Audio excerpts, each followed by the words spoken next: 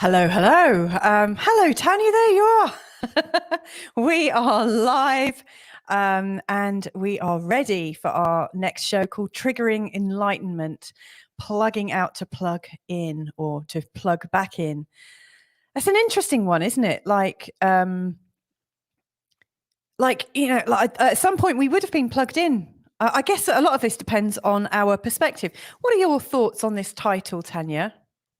Hello. Well, I came up with the title regarding your reading for this day and time and the following days to come. Because you mentioned that there are a lot of triggers going on. And those triggers, as you mentioned, are usually seen as something that makes people angry, etc. But actually, that is each one's huge chance to trigger transformation.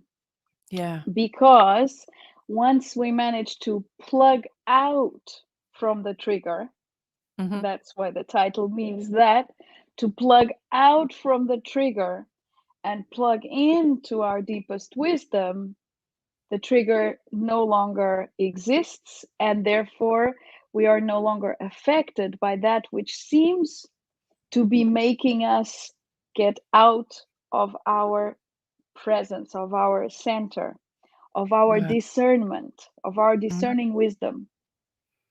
So that's why the title is this one today.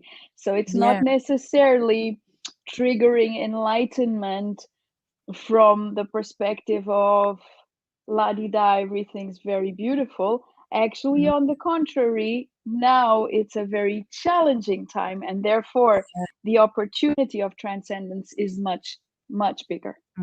So out of, a bit like out of misery or conflict or quite difficult things, we have a chance out of to challenge, basically out of challenge, because really the biggest challenge each person has is themselves. It's not what we perceive to be other people and situations. So therefore that is the trigger for us to let go and collapse. I'm really feeling that energy. But before we start talking about this, let's welcome a few people on board because we've got a few people watching. So we've got Matea who's joining us saying, hello, dear ones. Hey, Matea. Hello. It's always really nice to have Matea with us. Funnily enough, we've also got Easy Enlightenment. It's Kim. Hello, Kim. Matea. Okay, hi, Kim. I don't think I've met you before, but hello, Kim. Probably, very nice. but he's changed his name. Easy Enlightenment. Isn't that a nice one? I like it. Yeah, well, you would, because you are like the queen of being graceful and easy. I love it. And then Doris is joining us as well and saying, hello, everybody. Hello back. Hi, Doris. So, yeah, astrologically, in this, I was going to say month ahead, but it's in this next week. We've got quite a few triggers that are coming in, and people who've got a very strong level of Scorpio or Taurus in their charts are particularly feeling it. So we've got some nice little nice conversations forming as well. Everyone's saying hello to each other. Isn't that lovely? So it's all nice at the moment. What I'd like to know is, have you guys are listening in, have you been feeling some of the challenges coming up? Because I sure have. But shall I tell you a little bit about the challenges that are coming up to be examined? Please do, Louisa. I'll just add to the screen. I'm actually going to make the screen bigger so everyone can see it, because otherwise it's a little bit distracting when you're all trying to squint to see what's going on. 1 second. Oh, I didn't know I could do that and put us both at the bottom. That's quite nice. So what's going on at the moment is we've got this planet here, which is Uranus, and Uranus is known as the Great Awakener. So Uranus is really all about love and light, or not really love and light, but the shockingness, that brings us to enlightenment. If you think about the age of Aquarius that people talk about, Uranus is the planet that rules the sign of Aquarius. So he is all about awakening, and he does it through shocking, through the unconscious mind in particular. Like stuff comes up. He looks like a TV aerial, like for those of you that remember old-fashioned television aerials, or he looks a bit like a space invader, or a space station or something, which really sort of characterizes, I think, the fact that he works very much in the mental realm, in forms of telepathic ability, and for us to sense things and have very, very quick insights. But right now, we've got these 3 planets that are in opposition to Uranus. Now, first of all, we had the Sun, and that went into opposition a couple of days ago with Uranus, and that would have made us all feel, our personalities are at threat of being changed, like our identities. That's very much what the Sun looks at. But the Sun's moving off now. But what's really quite big, and it's a very, very strong influence, and actually it's hitting us tomorrow right between the eyes, and that is tomorrow on the 12th, Mars here, which is the planet of aggression, vitality, life, surviving. It's very much the male principle, and it takes action. We've got Mars in opposition to Uranus. Now, Uranus is destabilizing, and it really makes us move, and it shocks us. So if you think we've got the energy of being shocked and also the energy of being moved, and quite forcefully, you can see that could be a pretty big event. Now, if you've got like the Sun or Moon, or like your ascendant, or one of your angles, and you've currently got Uranus on it, then you'll also have Mars in opposition to something. And so according to your birth chart, this could be a really shocking time or not. So like tomorrow, it wouldn't surprise me, in this next week, because often these things happen around times of earth changes, quakes, rumbles, fires, car accidents and things like that. And obviously car accidents happen all the time, but it's a pretty shocking thing. But then on the 13th, the day after, we've got Mercury here in opposition to Uranus. And so when Mercury, that's the planet of our mind, our conversations, our communications. And so that's going to be shocked and awakened and brought to life. And right now we've got Mars and Mercury together in the sign of Scorpio. Pretty big stuff, because Scorpio, it ventures into the deepest, darkest place of all of our secrets, all of our inner psychology, our fears in particular, because Mars is about our death and our reincarnation or resurrection. So it looks at our collapse and eventual resurrection. And so I just think these are pretty shocking. But there are other things going on as well. And today, this is one of the reasons why I thought today was quite a good day, is because the Moon and Jupiter are together in the sign of Aquarius, which is very much about the Uranus theme. But it's a moment for us to feel generous and to feel a bit relaxed, even though it seems like lots and lots of stuff is going on. So I just wanted to put that out there. If you're feeling a little bit tense, there's a reason for it, because it's all going a bit crazy. And then on the 19th, we've got the full moon. Before that, on the 14th, we've got Venus, and she's in a really tight square with Chiron on the 14th. So on the 12th, 13th and 14th, we've got some big things, but the Venus in a square to Chiron will bring us into a place of needing healing, really feeling the need to heal, because it feels like we've fallen out with people. We've lost the connection with people. So it's a really epic 3 days. And then a few days later, boom, there's the full moon as well. So a lot going on. That aside, we can get rid of that now. But it's a lot of stuff going on. Doris is saying, hello, Easy Enlightenment and Matea. And of course, Louisa and Tania. That's very nice. So is anyone feeling this at the moment? Or is it just me? Because it fits right on. Matea says, oh yeah, right. That's feeling. So how are you feeling about it, Matea? Are you feeling the triggering and feeling like, okay, this could lead to something, or is it flooring you? I mean, how are you coping when you're feeling triggered? That's what I'm sort of keen to hear. I mean, can you remember what it was like to feel triggered, Tania, in your memory, in your body? That's a hard question, actually. Really, honestly, not in my body. I don't have that recollection of feeling triggered, but I do know it from my experiences in the past, and mostly the way I can tap into that very easily at the moment is because I work with people.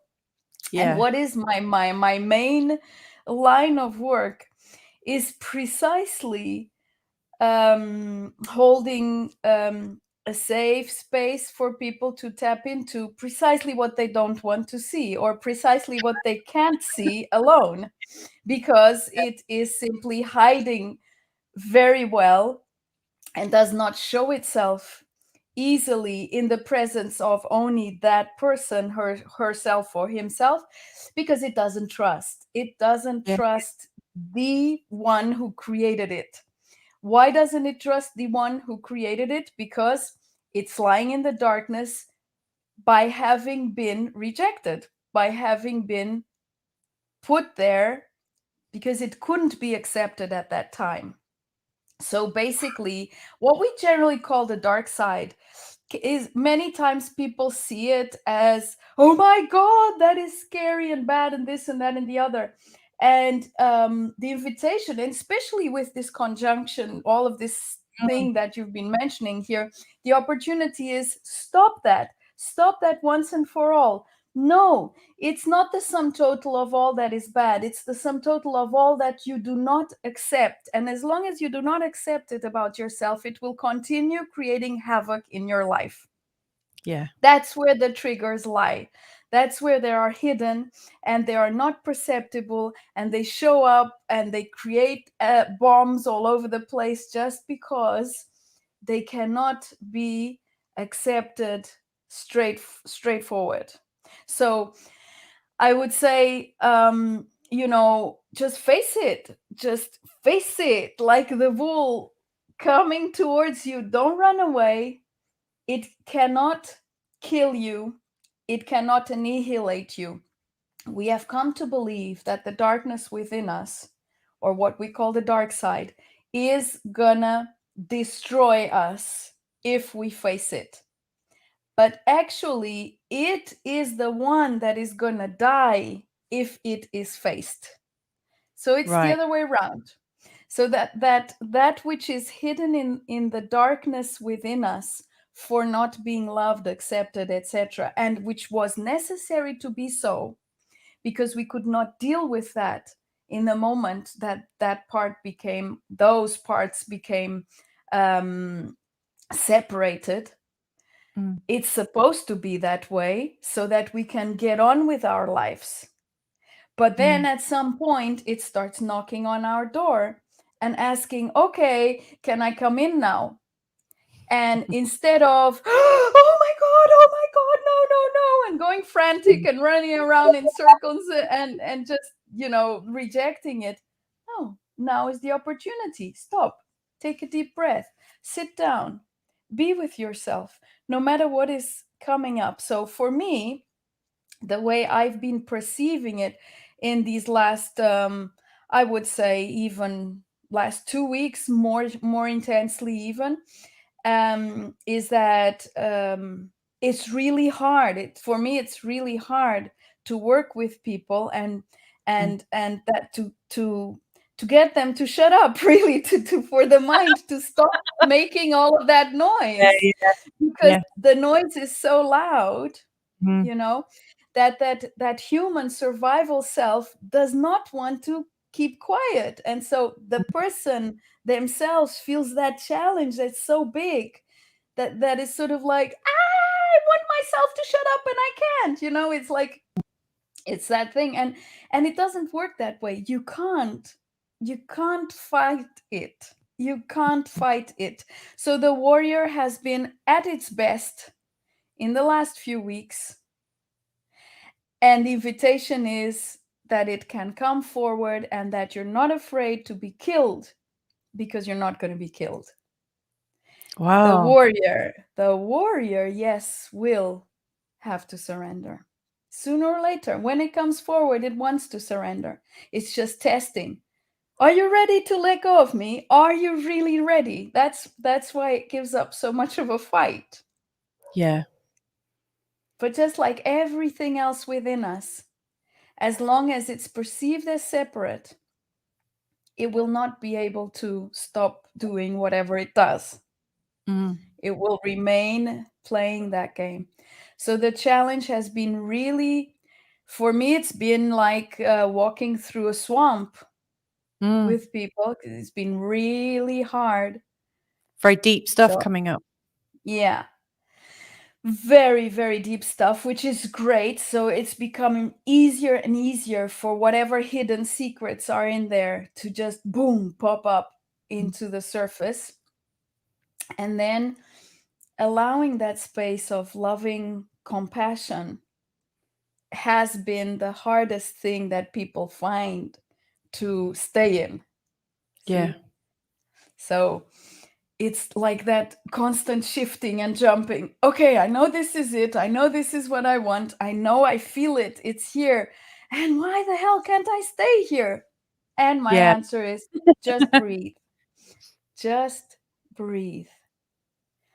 Because as long as you get into all of these conversations with these parts and try and figure it out and try and find a way, there is no way. There is no way.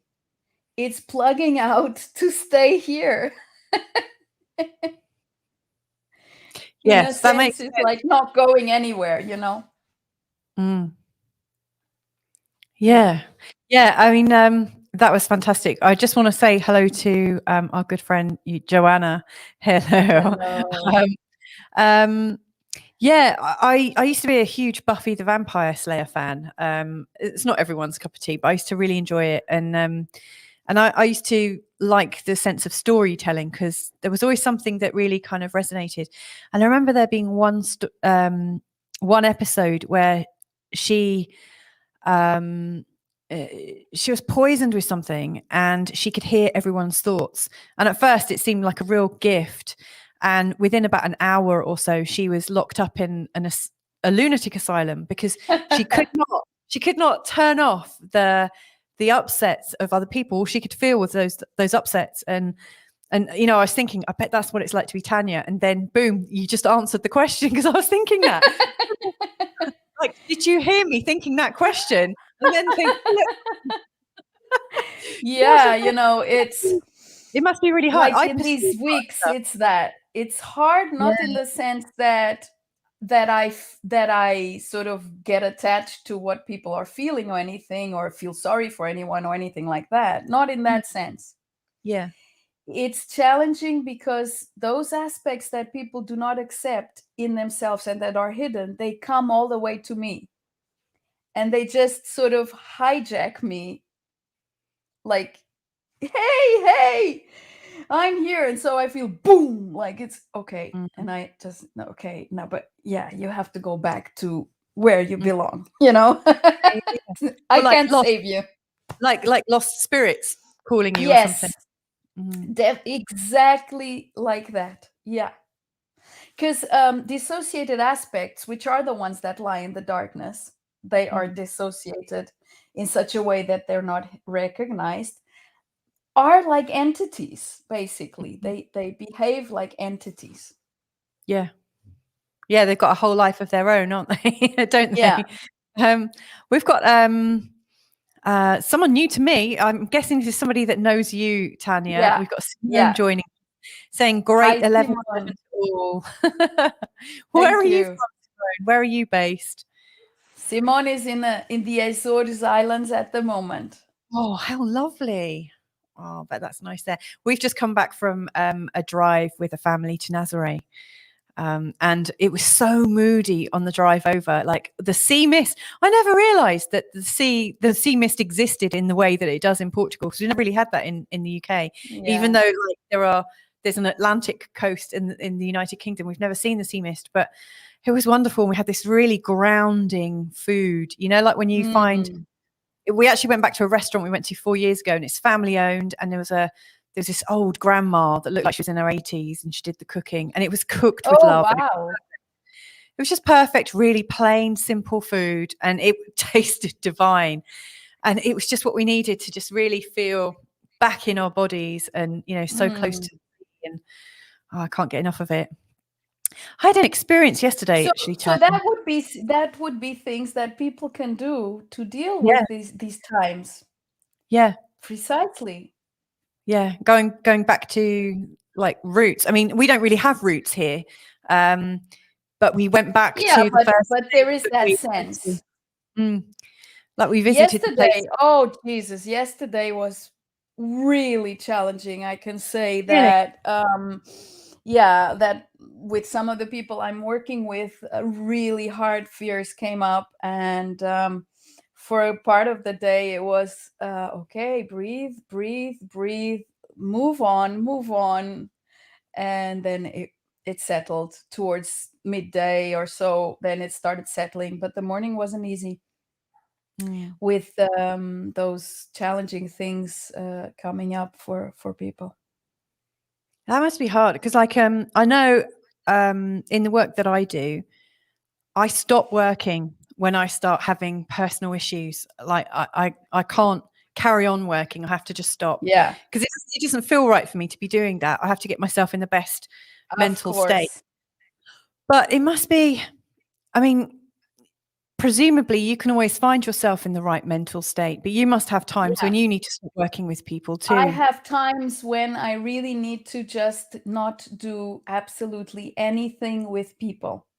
Not because I'm imbalanced or anything like that, or that there's anything personal to deal with, but because I really need that space of complete silence where there's no noise going on, coming from anywhere at all, and where I can just stay in that blissful presence alone in me, in nature, with no interference whatsoever. And I really need those times.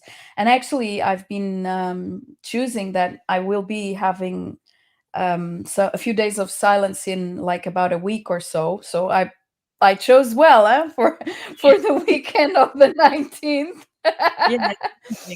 And next month I'm choosing to work as little as possible with people, and to just be in a space of just enjoying the very simple life, cut wood, carry water, that kind of nothing grandiose at all. And that for me is the grand gift of life, is to be in that simplicity, because that's where I'm at. But then of course when I'm working with people, I interact with all sorts of challenges, and as I said, things just come up. I mean, the hardest truths for people to face, they come up, and within the arms of compassion, all is perfectly well and perfectly acceptable. It's just so beautiful, very beautiful. What happens is then when people are alone in their own time, and then the mind starts creating all of those jigsaws and hard puzzles to solve. When people get out of compassion. So the invitation is constantly, just allow that compassion. It's not stuff that needs to be figured out. It does not need resolving, really. I think this is maybe one of the simplest things I could offer to people. Say, it's not about resolving yourself. It's really about loving yourself. And loving yourself is being in that space of compassion, where nothing is unacceptable. And that's where you can change your actions and everything else. It's not from being some sort of a corrective judge upon ourselves, that we correct our action. And so it's totally the opposite. It's coming to such acceptance that then you can let go of that and have a new perspective. And that's it. And it makes it really smooth, really, really smooth.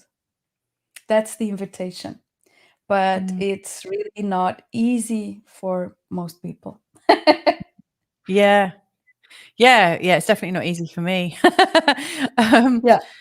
I love what you were saying about simplicity, and just like taking it back and not worrying about being seen as being like having this like grandiose life or anything. I was talking to my friend Rick, who I think you've spoken to now, haven't you, or Yes. been in contact with?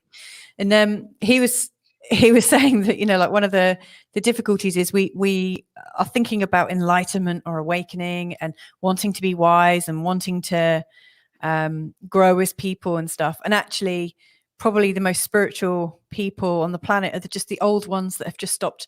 You know, they're just absolutely doing what they want to do, living on the land. And like this lady that we saw today at the restaurant, it was obviously kind of, it's almost like it's just what she does, and she knows it. She's completely at peace with it.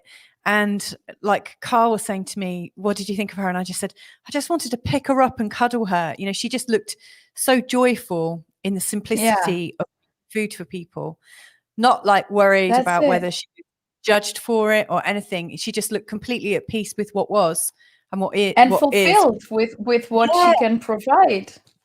She really looked like that, and the food was just gorgeous. It was really nice to see. You know, please go on. I was just going to say, we are living in an age where, you know, from birth, we're encouraged to become someone and to be doing something and to be of use. Like, what are you going to be when you grow up, and all this kind of malarkey. And it's a very sort of addictive programming, you know, and then, you know, like kids are at school for, you know, well, now almost 15, 16 years, aren't they? You know, when you consider higher education and stuff. And in that, they're graded the whole time. And it's like a race to see who's at the top and definitely who's at the bottom. And so this idea about being excellent and being driven, and, you know, like you look at, well, you probably don't. And I try not to, but I do sometimes. But you look around at people who don't strive for things, and they're not always respected in terms of worldly, like in I don't know, they're kind of ignored by the world, really. The world pays attention to people that do things and achieve things. And I'm wondering how we can sort of like correct that, or I don't suppose we need to correct it. It's something that we feel, or I don't know. How do I help my children arrive at that place of peace? They will. I believe that they themselves will find that place, really. My son was having an interesting conversation with me the other day, and so there's two things within this context that you're mentioning. Is one thing is that we're doing history together. So he's homeschooling, so he's learning with me, with his dad, and with other people who are sharing their wisdom and knowledge with him. And within history, what we have come across is really that there were no times where there were no wars. So it's always been about war for some reason. There's always a reason to go to war, to want what others have. And we're in the whole, like in planetary terms, and even in times when there was more than enough. So people did not need to go and sequester each other's lands or anything because of lack of abundance in their own land. It's just this sort of wanting to get something that you perceive not to have. So this is the constant quest. is wanting to get somewhere or something that we perceive not to have. And that's the striving for perfection, the striving for brilliance, the striving for victory, the striving to be better than everyone else, etc., that you're talking about. It's basically sort of like it's ingrained in humanity for many thousands of years already. But on the other hand, so each one that perceives, wait a minute, but what have these wars really brought me? Or do I want to go that way? Each one has that choice. So each one can make that choice by learning what it's been and then realizing, okay, so which way do I want to go? So that's one thing about why there's all of this striving. It's just sort of like ingrained. It's like a chip that the whole of humanity has, but doesn't necessarily need to be the one that determines our choices. And then the other thing he was saying to me, this thing about school, we do learn some interesting stuff in that, but it's so outdated, Mom. In not very far from now that we are talking right now at the table, and not very far from now, there will be this. So there will be a way that all of the knowledge we need about a certain thing is just put onto so they put a thing on our head, it's ingrained into our brain, and then we know it. So sort of like you go in at 9, you stay there for a day. It's as if you've been at school for 12 or 15 years. You come out a new person. He says to me.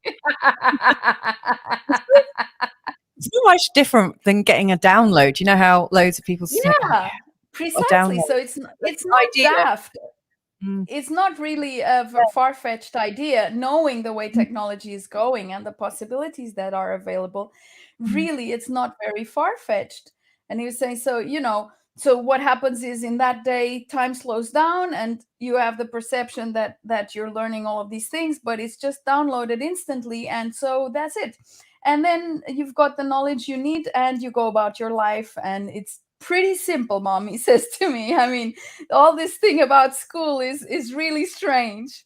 So I'm like, that is so true. Meaning that knowledge is no longer the determining factor that can make us live the life we really want, whatever it is. But now considering how could one choose peace, for instance, right? It's not necessarily because you need to learn so many things. It's more about, where is your heart at? How do you... I love that. Where is your heart at? How do you perceive yourself to be? So, of course, if a person is feeling somehow threatened in their self-esteem and in their self-confidence, they will necessarily be in defensive mode, and defensive mode requires war. So the peace is not possible in that context. That's why it's so relevant that each one can feel whole, that each one can have the loving environment. And if that wasn't provided from outside, which is not the case with your children, but with most humans it is. So if it wasn't provided for outside, it doesn't matter, because it's inside. That loving environment is inside each and every single one of us. And so it's, where are we plugging into? Is it to the survival system that says you have to protect yourself because it's dangerous and these people will try and annihilate you because you're not good enough or so? Or are you going to plug in to that space within you where your soul, your essence loves you beyond anything you could possibly imagine and sees no fault in you? And there you can thrive and evolve from a space of love and not from a space of having to be better than anyone else. That's lovely. So I would say that for your children, it's easy, and they themselves will bloom into that from the environment they live in. It's funny, you know, you were sharing about what happened with you and your boy, talking about homeschool, and like this morning we were learning about numbers. Like, I mean, obviously my 10-year-old knows how to count, and you know, he can do maths and stuff, but like something that doesn't really get covered in school is like the essence of numbers. Like, what does each number represent? And I'm doing a little bit of learning at the moment, you know, about sacred geometry and looking at the like the essence of shapes and energy and stuff like that. We had this great conversation, like that sort of like took us from numerology to the Fibonacci code and everything that kind of goes underneath it. It's like foundational learning. And it was great. And I was delighted that he was interested in it. I guess I shouldn't be, like, just before he's just had his birthday, as you know. And I asked him, I said, would you like me to, he was talking about someone, said, oh, they probably need some astrology. And I said, would you like me to look at your chart for you for your birthday? And he said, no. And I was like, okay. I said, is it because you think if I do your astrology, you won't get your other presents? Because that's not true. You can have this as well as your presents. And he said, yeah, it's okay. No, I don't need it. I don't want it. And so I said, okay. Why don't you want it? And he said, oh, I don't want any difficult long conversations. And so I said, okay, so which is very wise, isn't it? I know. And then I said to him, okay, so if I could do your chart for you and not make it that you have any long conversations, that it's just really easy for you, would you like it? And he said, no, I don't want it. I don't need it. And I said, oh, okay. He said, I already know myself. And I was like, there you are. And I said, so who are you then? And he said, I'm a wise boy who loves his family. And I was like, wow. And I was like really grateful, but really shocked. I wasn't expecting it at all. I was like, whoa. Yeah, the thing is, you know, they don't need to learn everything they know. They know. Yeah. We know. Yeah. Everyone knows. And if we just provide that safe environment where one can bloom into that knowingness, that's it. And everything else is just a consequence of that. Funny, isn't it? Yeah. So Simone is saying benching by the beach. I'm guessing that means you're sat on a bench by the beach. I think that's a lovely idea if you are. Which beach are you at? I went down for sunset yesterday at San Martino de Porto, and I got there just before sunset, and I was sat there for about 10 minutes beforehand. And I was just thinking, I was taken a bit by the beauty of it, and I also had a few things on my mind. And then I looked down at my feet quite a bit, and I noticed this really, I've not mentioned this to anyone, but hey, might as well just mention it to anyone that's watching. I noticed this sudden, like really bright light. You know how you put your light on next to you a moment ago and then flashed it off? I was sat on the beach and I noticed this really bright golden light. And I was like looking down, but all of a sudden I realized that I was seeing this golden light right through my eyelashes and on my cheeks. And it felt really, really warm. And it was really, really close. I looked up. There's nothing there. Wow. Looked down again and thought, that's weird. Looked down again. And then sure enough, this light came back again. And I tried to slowly look up and find it. And it was gone again. And it happened 3 times. And I felt myself really warmed. And there's absolutely nothing to explain it at all. But there was, it almost felt like I was being reassured by something. You know, I was being let, I don't know. It was a very profound experience. I remember when I was about 18 or 19 and living in France, and I went and sat by the beach for a while and I was looking out, and I remembered seeing like the sky changed and it lightened, and I felt the sound of singing in the sky really, really strong, and I felt it really in my solar plexus, and never sort of experienced anything like that after that. But this light felt it just felt like there's something really big and bright, and nobody else noticed it. So I'm giving the thumbs up to the beach and benching by the beach, Simone. I think it's a great idea. Miracles happen on beaches for sure. Oh, yeah. We've got a comment from Expats Portugal, who we know as being my husband, Carl. He's saying, I've never enjoyed being normal, in brackets, natural, so much since these recent times, Carl. Yeah. Isn't it such a gift to be just that? Yeah, just being himself. Yeah. That's the whole thing, is like letting go of the idea there's anything to strive for, be it in spiritual terms or in any other terms. Once we let go of that need to strive for something, that's when we become present. That's when we're capable of gratitude. That's when we're capable of realizing that which is right here. Because in the movement of constant seeking, of constant striving for, there is always a going out, a plugging out to find. What if there is really nothing to find, only simply to be allowed? Yeah. Yes.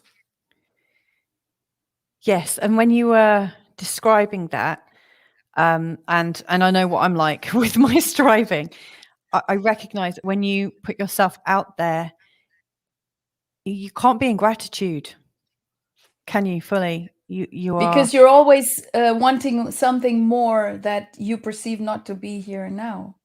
Yeah, there's a perception of your imperfection, or that your situation isn't perfect.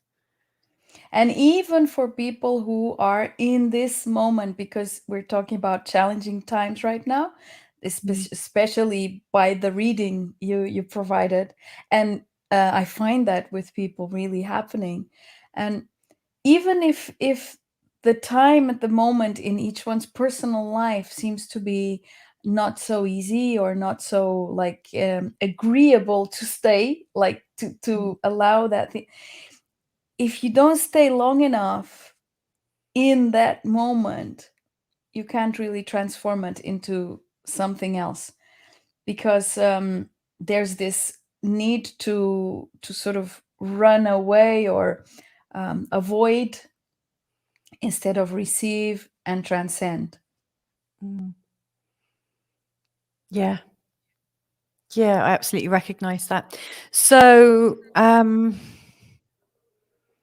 if there, I don't want to sort of like boil it down to like 3 steps, but if there was a few things that we could do right now to stop, to find our way back to joy and peace, what would you just recommend, Tania? First of all, stop. That's the very first thing. So if there's a lot going on, the only way to gain clarity is not within the going on, is to stop. Breathe. Yeah. As silly as it might seem, is just stay in the breath.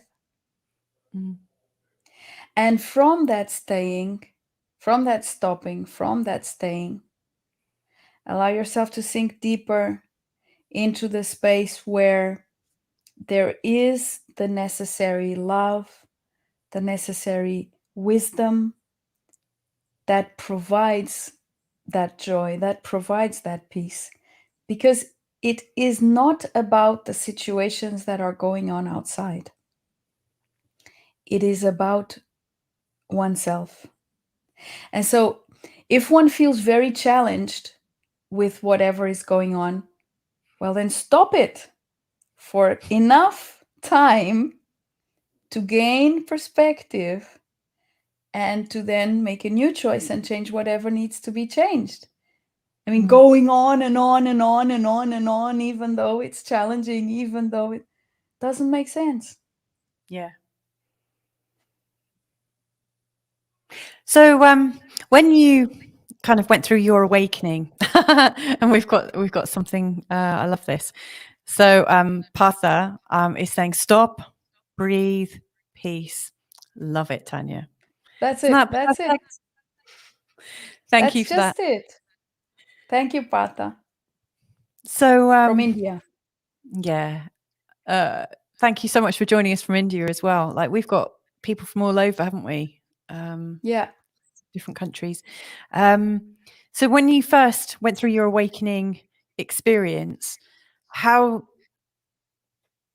did you like learn it? Did you have to learn this from scratch, or was it almost like one of those downloads that came in, like your son was talking about? Like, did you have to learn how to use these new skills? Wait a minute, because my earbuds have just gone off. Well, I can hear you perfectly. I don't know if you can hear me. I'm sort of like having to switch off the thing and to hear you. You're having to plug out to plug back in. Wait a minute.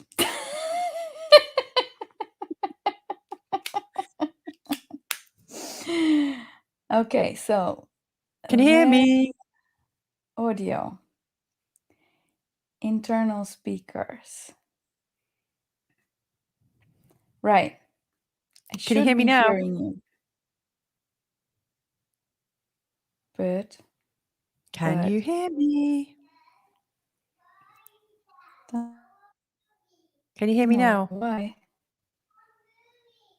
Well, it's funny. Tania has plugged out. You can hear me, right? Yeah. We can hear you. So my microphone is working, isn't it? Okay, good. Yeah. Right. Well, can you hear me? Anyway, technology sometimes is so funny. Yeah, Tania, can you hear me? So the internal speaker sort of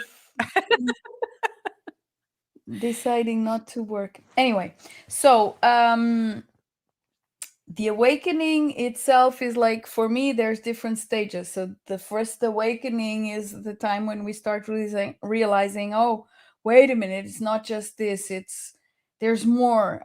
So life is not just all of this struggle or all of this strife, all of this feeling that it's never enough, that we're never gonna get there, and all of that. So my life, before I started realizing there had to be more, was not an easy life. I felt very, very challenged by being on Earth, by everything around here. Basically, it was all challenging.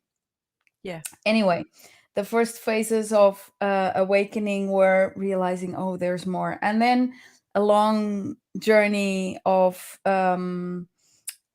then diving deeper into that, allowing more of that, and then going into all of the darkness and all of that stuff. Anyway, I believe what you were talking about is transcending the illusion of separation completely. In that transcendence, it's just completely downloaded. There's just nothing else. Like, once you perceive there is no separation, once you perceive that, boom, that collapsing into oneness, that's just what there is. There simply is nothing else.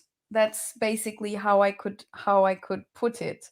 So it's easy, really, and this, I believe, is basically how everyone comes into that perception of wholeness. It's like, either you're there or you're there. You can't sort of you can't thrive with one foot on each side, because then that's where it becomes tricky. And I believe that many people are in this moment precisely there, one foot there, one foot there. And then what happens? Of course, there's a huge rift in the middle, and it's getting wider and wider and wider.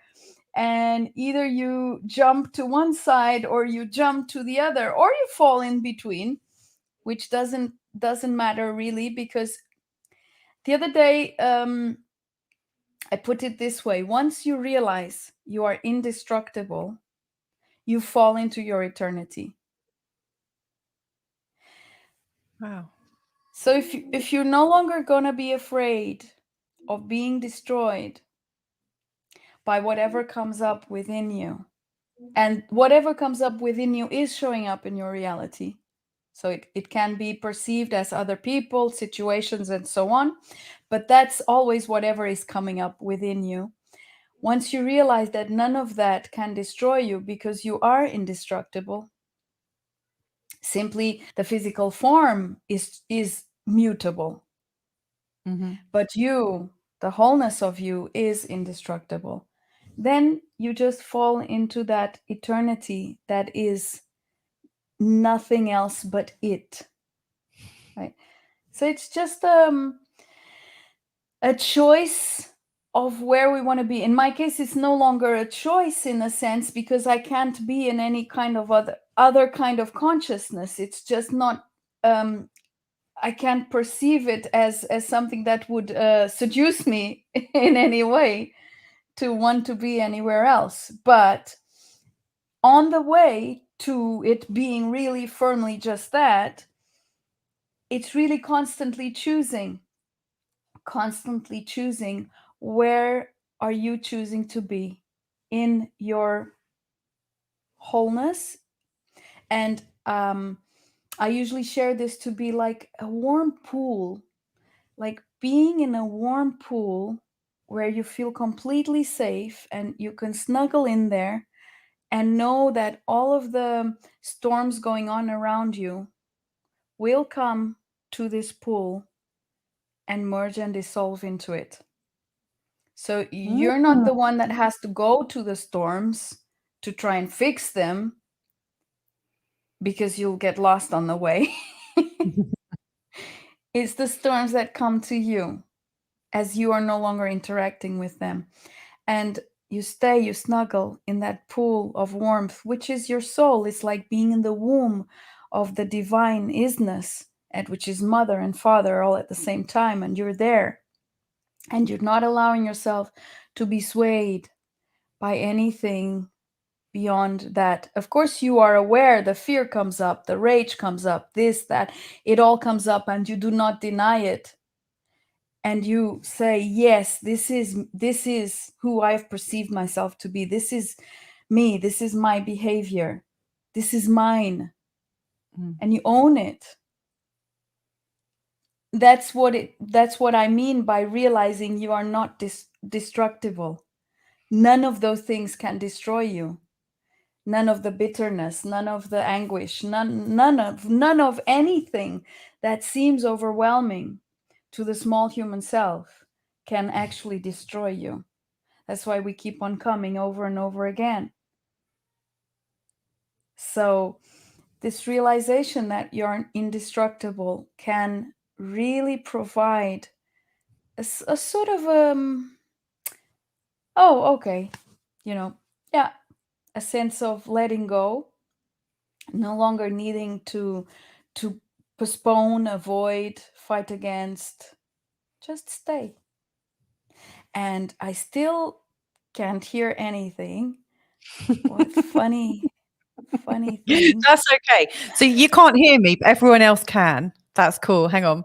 Let me check if hear these me? earphones will work anyhow. No. Everyone else can. You Oh gosh, this is fantastic. plug out to plug in. No, I can hear you. Oh, you can hear me.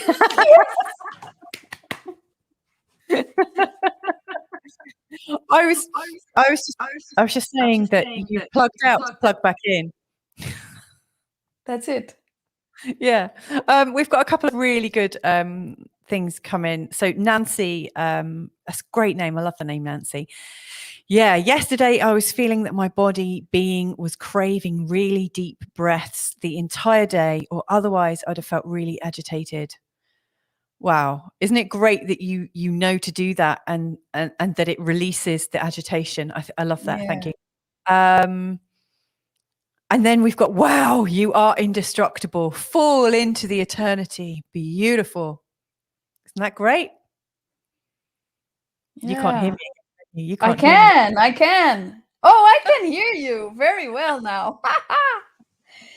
It's simple, isn't it? Once you, I mean, I know it's not easy to stay firm. Yeah. That's the biggest challenge, I would say. It's not easy to stay firm, but it's so absolutely simple.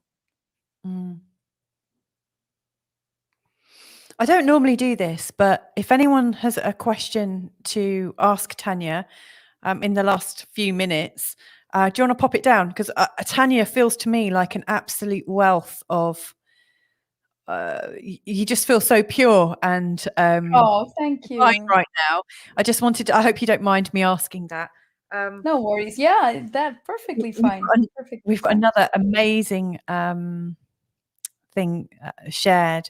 Wow, so true. I was like literally going crazy the last few days, anger, rage, but still not reacting. And today, back to being calm and centered. You don't have to fix anything. Allow everything. Oh, well, I have to thank you so much, Partha. Because yeah, that's incredible. You know, to be I in really the feel it deeply, the way you have experienced it, and being in that surrender. Okay, I'm allowing. I'm not going to deny myself ever again. Okay, we've got a question for you, Tania. Love this. Tania, how can one switch to high frequency vibrations quickly? It's so simple what I'm going to say. It might seem like impossible, but breathe. Just stop, take that deep breath. And as the breath goes in, just allow yourself to sink deep into you. Just sink and it doesn't matter if your heart can be in turmoil, your mind can be going crazy with lots of noise or whatever, but you just really focus on that breath and come deep within. Now, another really crazy simple thing is dance or use music in a way that you can release that stuck energy that is pushing your frequency down. And these simple things, whatever, movement in itself is very conducive to changing our frequency vibration. So whatever movement feels good in that moment to help the body release whatever is sort of making it constricted, just use that. And the breath. I keep on reinforcing the thing, about the breath, but it's just that, really. That changes the frequency. That's an absolutely fantastic answer. I always observe that children do this kind of, like, they're always fidgeting. Yeah. Animals will go crazy. And when I was living in Indonesia, I came across a lot of people at an ashram dedicated to, shaking free the energy. And these people, I mean, like when they came out of the ashram, they looked exhausted, but also bright, new. I mean, they'd shaken literally everything out of them. And I understand. Sometimes I start shaking for no reason, and quite enjoy it. It's super helpful because it's brainless. You don't need to think about it. You just boom, move. And then when I was living in Indonesia, I sang a lot. I sang, so it's a really physical thing. I was singing in Sanskrit, which just resonated with me. And I would be on my moped driving around, singing at the top of my head or just at home, and used to go to singing circles. But I had experiences which must have been high vibration because I felt myself disappear many times. where one minute I was in the room, the next, I mean, my body was still there, but I was nowhere to be seen. Yeah. But it was the singing that triggered it for me, Yeah. and that's my place. The It's music, the sound, the movement, and singing is fantastic. And even if one can't sing, it doesn't matter. Like everyone can express sound.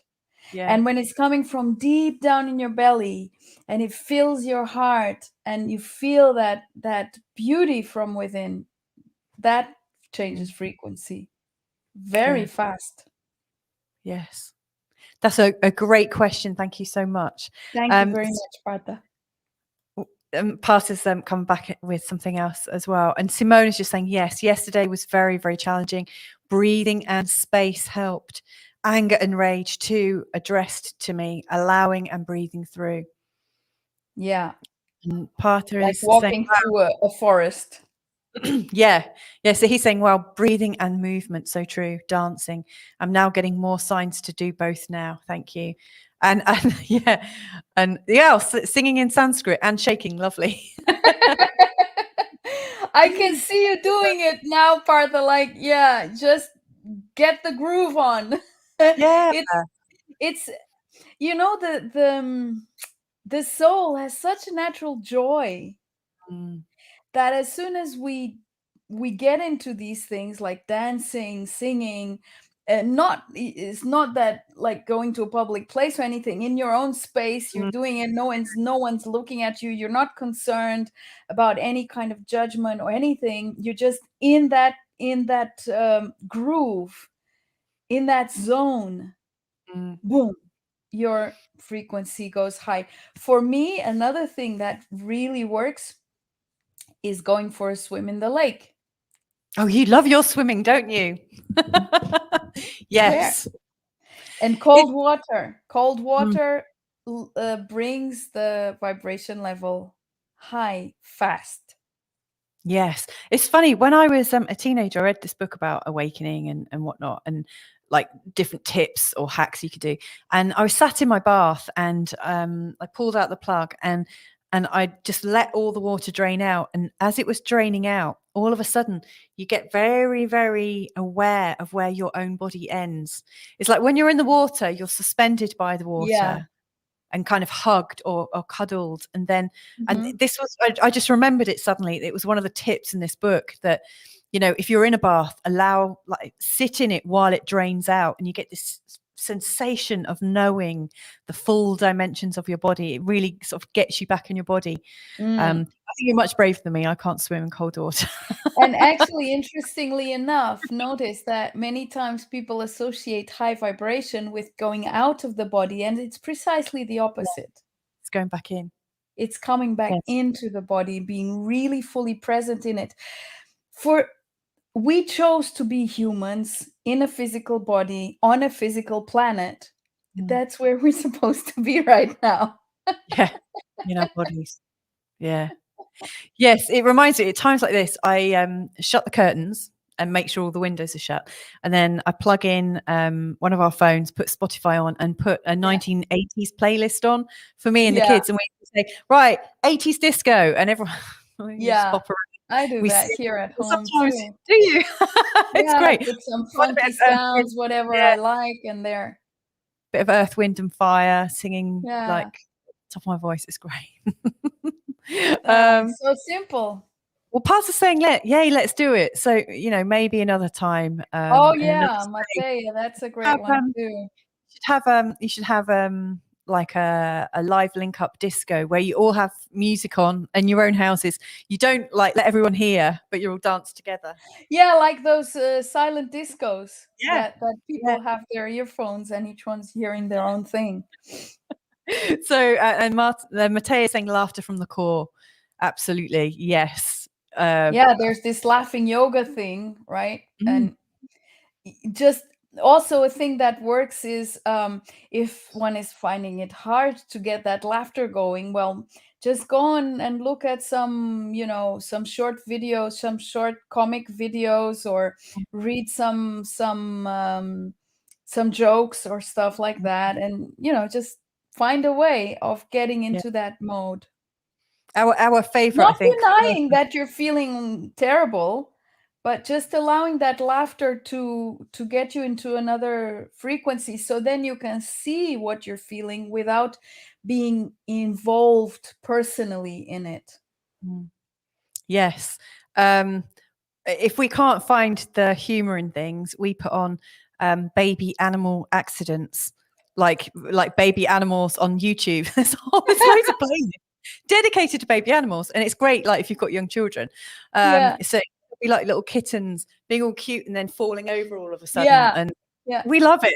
We just watch it all And day. it's heartwarming for anyone. Yeah, It's like, or toddlers, they do silly things, don't they? They yeah. make you laugh. Okay, we're coming to the end now. We've got one more comment. Your favorite, swimming in the lake. I got an opportunity to do that in the river when I went to a forest a few weeks ago, but I chickened out because I don't know swimming. Next time I will. Well, don't swim if you can't. But No, make only sure if you've got a sure footing that you feel safe with, and then you don't need to swim. You just Yes. play around in the water. One thing I love doing is when I go to the beach, any time of the year. I go all year round, and one of the things I most love is playing with the waves and just running around like a child and jumping in and out, and just being silly. Well, that is fantastic. So we started the show talking about triggering enlightenment, how we can kind of plug out. So like stop being so plugged out in the outside world, in our outside traumas, in all those outer things, and that how we can just reclaim that and plug back into ourselves. And I really love this last 5 minutes, where we've had all these different suggestions, because I realize actually there's a lot of them that I actually do, apart from the cold swimming.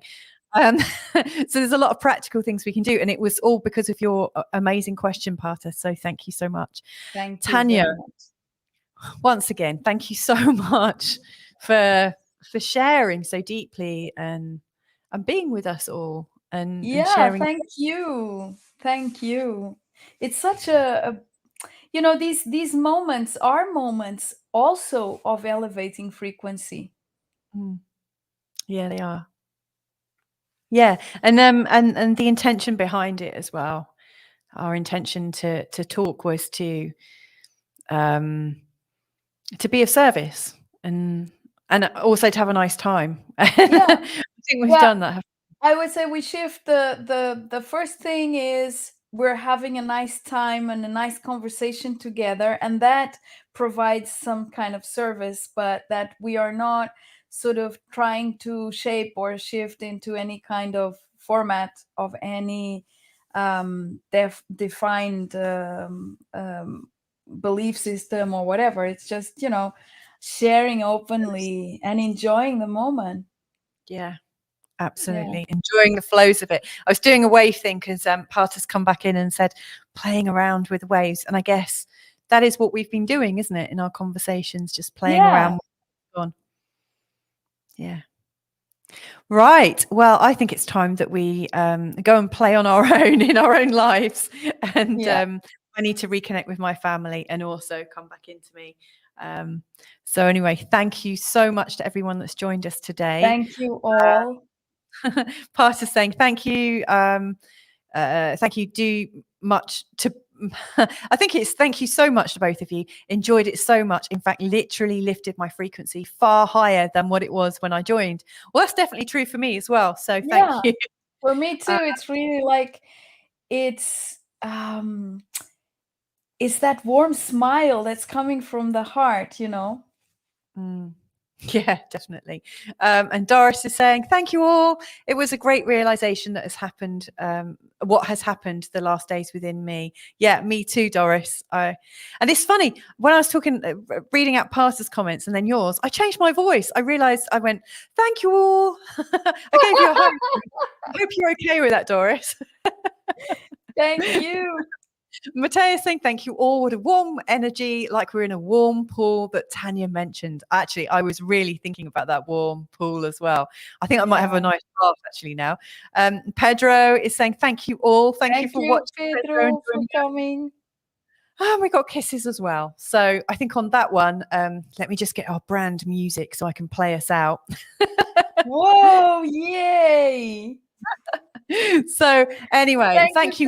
Thank you. I'm sure we'll all be meeting again at some point in the future. But until then, lots of love. Bye for now. Mwah. Loads of love to all. Thank you.